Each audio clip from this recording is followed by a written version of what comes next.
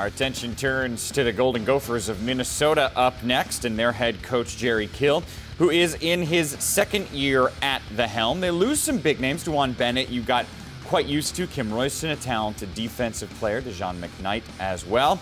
Let's listen in to their head coach in his second ever Big Ten Media Day in Chicago. Well, we appreciate the opportunity to be here today and certainly feel much more comfortable than I did a year ago, being it was my first year here. So going into our second year here in Minnesota, we're excited about our program, which I imagine all the coaches are throughout the country at this time of year. But I certainly feel like we've taken great strides in our program. Our kids, from the day we ended up our last game of the season to now, I think are excited about where they're at. We've added about 36 new players on our football team. I think we're in a huge transition, but a positive one. And our kids have been through some adversity, some tragedy through the past year. I think it's brought us closer together. They've handled things very well and worked very hard. I think we're a bigger, stronger, faster team than we were a year ago. And, you know, we're looking forward to seeing what we can do on Saturday. So with that, I'll open it up for questions, and we'll go from there. If you have a question, please raise your hand, and a mic will be brought to you. We've got a question up here in the right.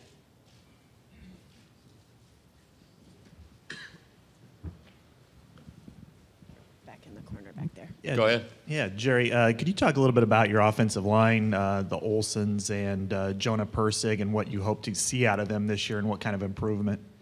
Well, I think we have a very young, we had a very young football team. We only have 10 seniors, but we played 8 offensive linemen last year. I would say per person we put on probably 15 to 20 pounds in the off season. Eddie's a great example. Wayne, I think he weighs about 315, 318 right now.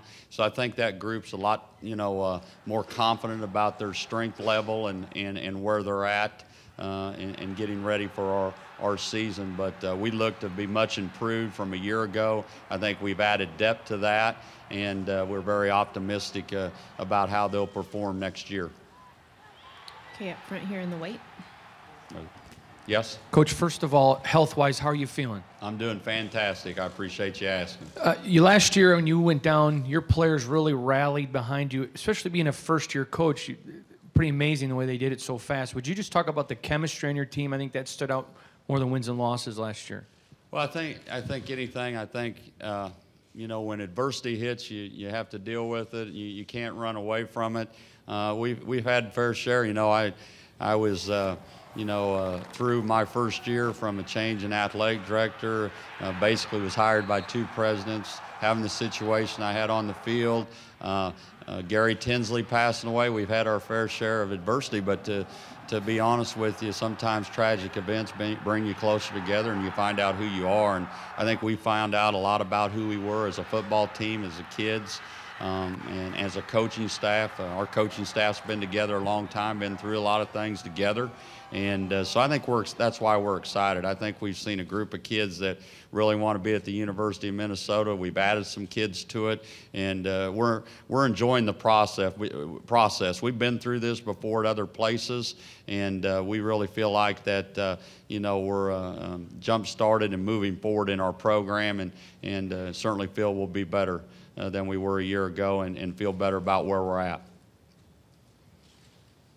We've got a question over there in the back left.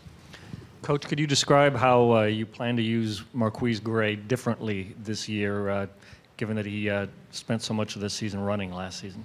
Well, I think that, it's using Marquise, and what a better way is we're certainly going to use his abilities, but I think he's come a long way. I think that he'll be a very, very exciting football player to watch, not only in the Big Ten, but throughout the country. I think that he's done a great job in the spring.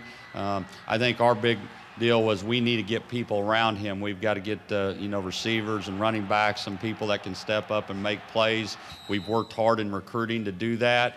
Some of the kids that we had a year ago, again, are a year older, and they have to step up and make some plays. But we felt like some of those young people did that in the spring, and I think Marquise, playing quarterback after 1 year, he's improved so much. I think the most important thing to our football team is what the people around him do. And they've worked hard. And again, I look for him to have a very, very good year this year. Got a question on the right, along the aisle right there. Jerry, how have you and your staff reacted to the sudden availability of Penn State players, given what happened at Penn State?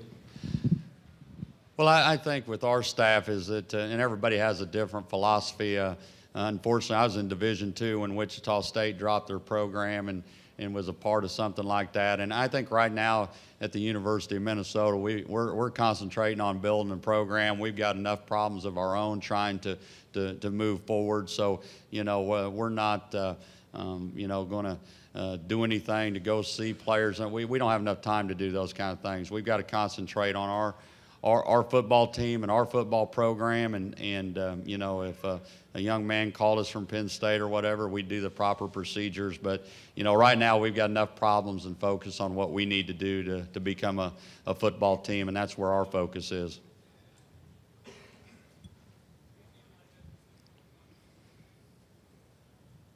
Any questions?